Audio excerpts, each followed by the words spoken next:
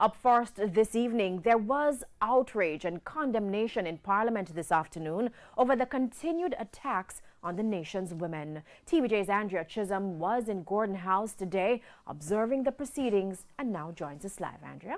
Well, Janella, politics aside, there are some issues on which parliamentarians stand firmly united.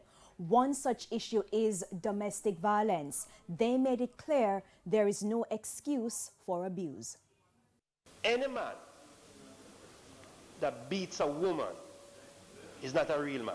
Opposition MP Horace Daly reacting to a perennial problem, domestic violence. In some instances, women have been killed.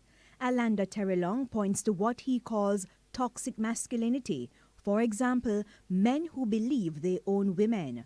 And if they make an investment in the woman and the woman somehow cheat on them or give them bun or somehow no longer wants to be in the relationship, then they believe that somehow their feelings are hurt, their egos are bruised, and they must now somehow retaliate. Women are not the property of men.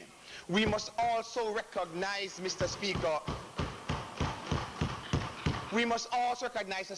that if a woman decides, for whatever reason, that she wishes to leave the relationship, let her go. She does not belong to you. He was responding to a statement from Gender Minister Olivia Grange, who condemned the recent killing of 2 women by their partners. She reiterated the need for more safe spaces to deal with women in toxic relationships. Telling women to walk away is just one part of the solution. On leaving these environments, our continued support is needed. Nevia Sinclair, a young 27-year-old woman, did what we all recommended. She walked away. She walked away from an abusive relationship, yet still in her case, this was not enough. On Sunday night, Nevia Sinclair was stabbed to death allegedly by her ex-boyfriend in Brinkley, St. Elizabeth. That same morning in Portmore, St. Catherine, JDF Corporal Doran Mackenzie fatally chopped and shot his girlfriend Swan Easy before killing himself.